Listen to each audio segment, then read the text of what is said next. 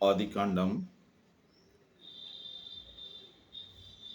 మొదటి అధ్యాయం 27వ వచనములో ఉన్న సత్యాన్ని 28లో ఉన్న వచనములో ఉన్న దేవుని వాక్యాన్ని మనం ధ్యానం చేసుకుందాం. దేవుడు వారిని ఆశీర్వదించెను, ఎట్లనగా మీరు ఫలించి అభివృద్ధి పొంది విస్తరించి భూమిని నిండించి దానిని లోపర్చుకొనుడి అని వ్రాయబడి. In English, and God blessed them, and God said to them, be fruitful and multiply, and fill the earth and subdue it, and have dominion over the flesh of the sea, and over the birds of the heavens, and over every living things that moves on the earth అని వ్రాయబడి. ప్రేమైనటువంటి సహోదరి సహోదరులారా, దేవుడు ఫలించి అభివృద్ధి పొందమని మొదట ఆదాము అవ్వలకు ఇచ్చినటువంటి ఆయన సందేశాన్ని మనం ఈ రోజున వింటున్నాం. ఫలించి అభివృద్ధి పొందమని దేవుడు మనల్ని ఈ లోకానికి, భూలోకానికి పంపించాడు. కానీ రాను రాను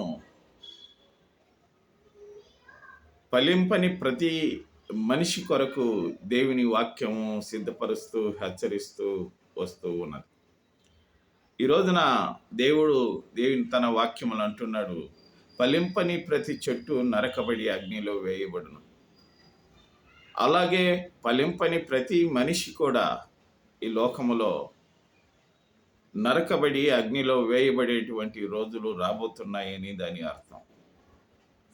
ఈ రోజున మనం ఈ భూమి మీద ఫలించి అభివృద్ధి పొందాలని దేవుని యొక్క వాక్యము మనల్ని హెచ్చరిస్తుంది.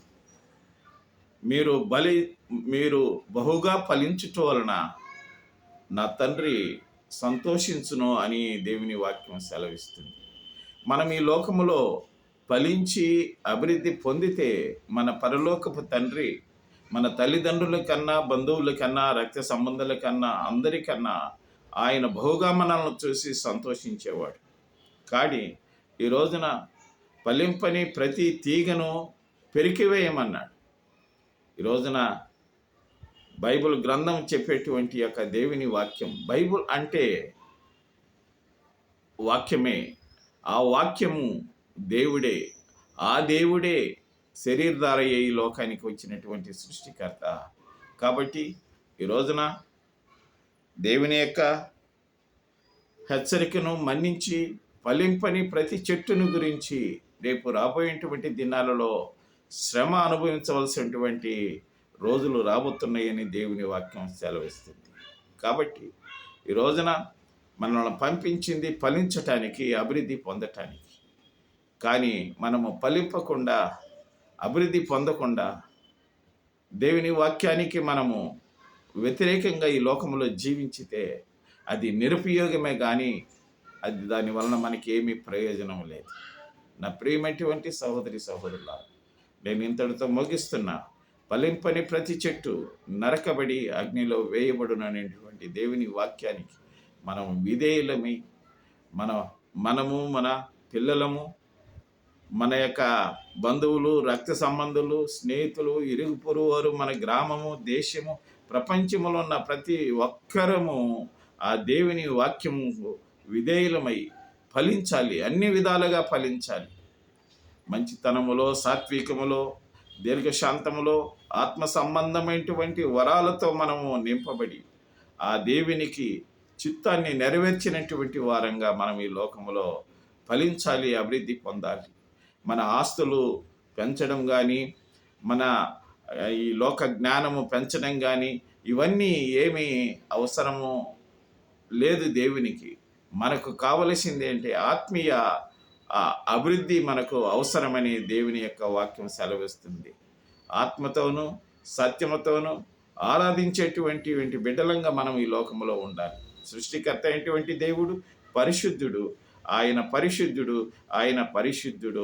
ఆయన కృప నిరంతరము మన పైన నిలుచునుగాక.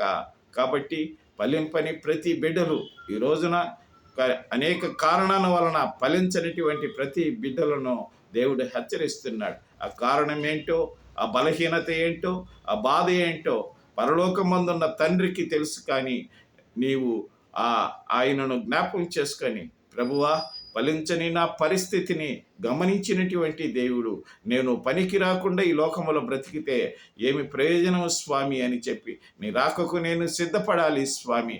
అయ్యా యేసు స్వామి, నీ యొక్క పరిశుద్ధమైనటువంటి రక్తము ద్వారా ఫలించటానికి నాయన, ఫలభరితమైనటువంటి నాయన ఫలము నేను అనుభవించటానికి నువ్వు నన్ను ఈ లోకంలో పెట్టావు. కాబట్టి నీ కృప నన్ను విడిచిపోనియొద్దు స్వామి. ప్రభువా, నన్ను విడిచిపోనియొద్దు అయ్యా అని దేవుని యొక్క పాదాల దగ్గర ప్రార్థనలతోనూ విజ్ఞాపనలతోనూ దేవుని యొక్క వాక్యముతోనూ మనము భద్రముగా మన ప్రవర్తనను కాచుకొని పరిశుద్ధంగా మారు మనసు పొందినటువంటి వారంగా, ప్రభు అయినటువంటి యేసుక్రీస్తు యొక్క ఆ రక్తములో పాప క్షమాపణ పొందినటువంటి వారంగా మనం ఉండాలని ప్రభు ఈ దినం హెచ్చరిస్తున్నాడు. కాబట్టి ఈ రోజున ఫలించని ప్రతి బిడ్డలు దేవుని యొక్క వాక్యానికి విధేయులమై ఆ వాక్యము మనలను ఫలింప చేయునుగాక. దేవుడు మనల్ని ఆశీర్వదించునుగాక. ఆమేన్.